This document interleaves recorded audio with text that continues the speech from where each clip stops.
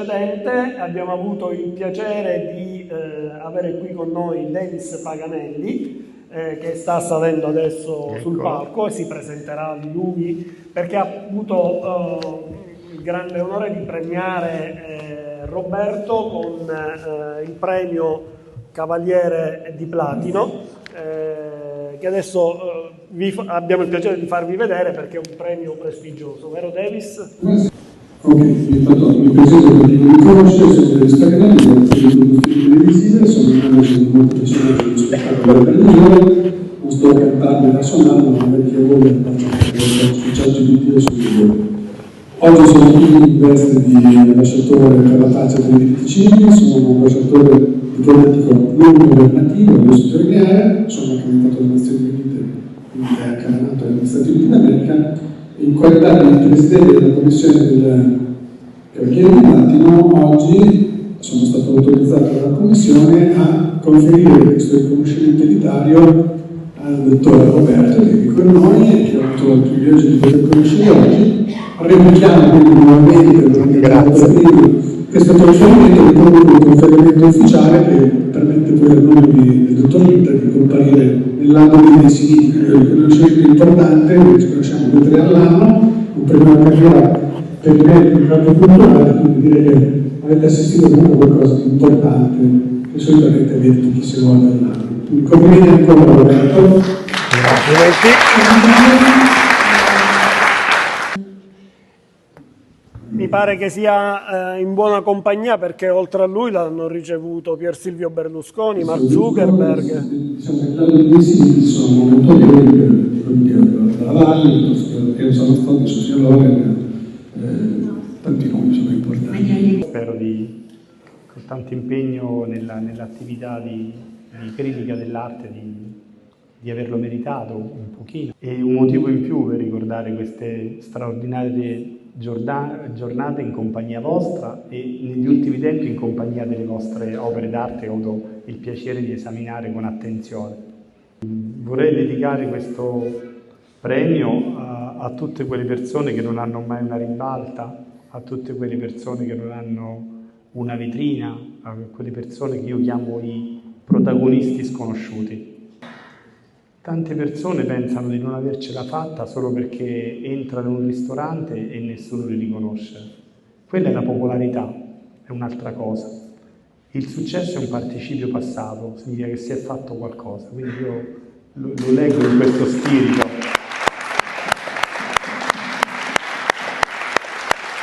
Anch'io, chi mi conosce,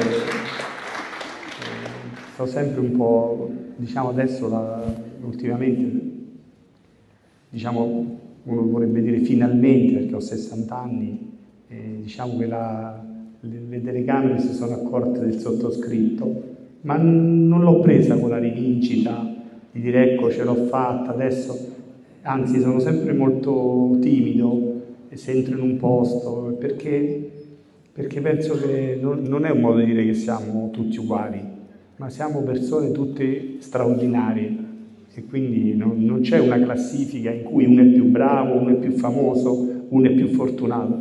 Siamo tutti pezzi di una storia bellissima. Cercate di essere consapevoli, di ringraziare chi crede il Signore, chi non crede il destino, ma ringraziate che ogni essere umano ha una storia meravigliosa.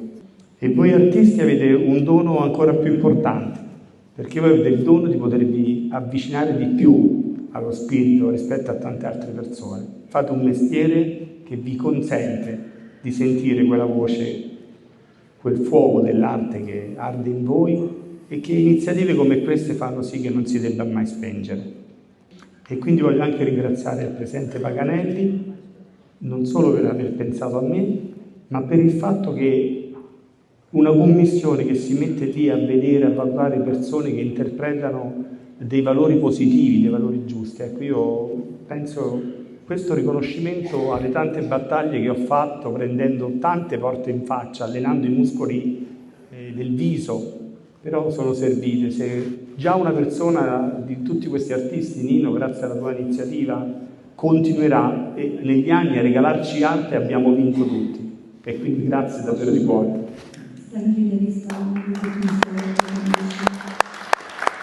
quello che stai dicendo, e che magari è un po' quello che abbiamo usato Voglio un attimo. Grazie. e cioè, intanto lo ricordo, non per quello fare pubblicità, no, se no non ha senso quello che dico, però ho scritto un libro di successo che si intitola Come diventare famosi. Adesso che l'arte è arte, la passione ci deve essere coltivata per passione, appunto l'arte. Se uno fa perché faccio arte per fare denaro, per fare soldi, ci può stare, perché in questo caso succede anche negli altri talenti, però diciamo così, io dico sempre, deve partire dal cuore, cioè deve piacere farlo, ok? Per esempio che fosse non calza, però è come quello che canta su Giorgio, va bene? Cioè canta perché mi piace cantare, perché si sta esprimendo, espressione del talento, che magari non sa nemmeno cantare, vedere come quello che dipinge, non sa spingere. Però si sta esprimendo, sta contento così.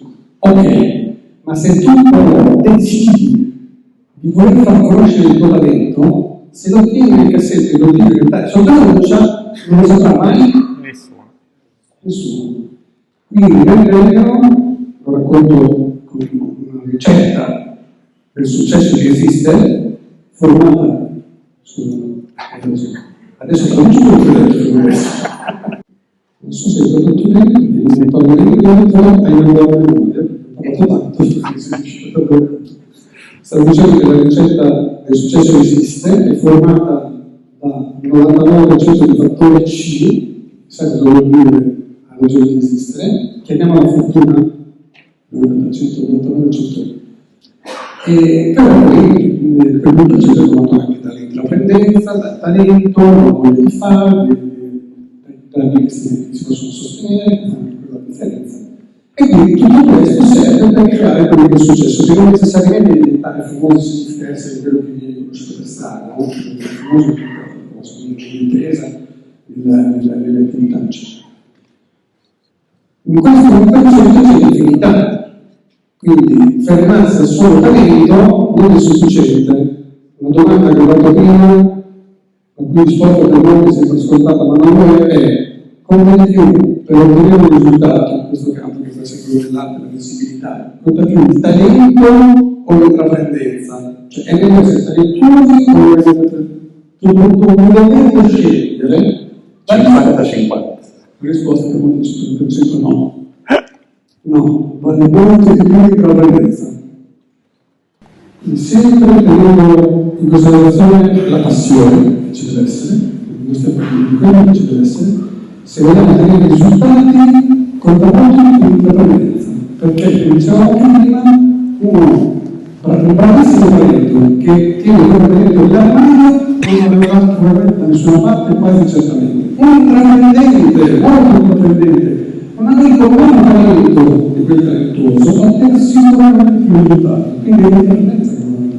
Ben bene, che sono i complimenti dottor accettati, eventi importanti d'Italia, di dire come questo, ospiti autorevoli che vi permettono di aumentare quella che è la vostra vetrina, si chiama così, e fa parte di quella famosa ricetta, questo non me ne niente per questi, per ottenere tanta visibilità. Presidente, la possiamo dire in maniera più poetica: il talento non serve a nulla se non lo mettete a disposizione degli altri, quindi dovete per forza tirare fuori.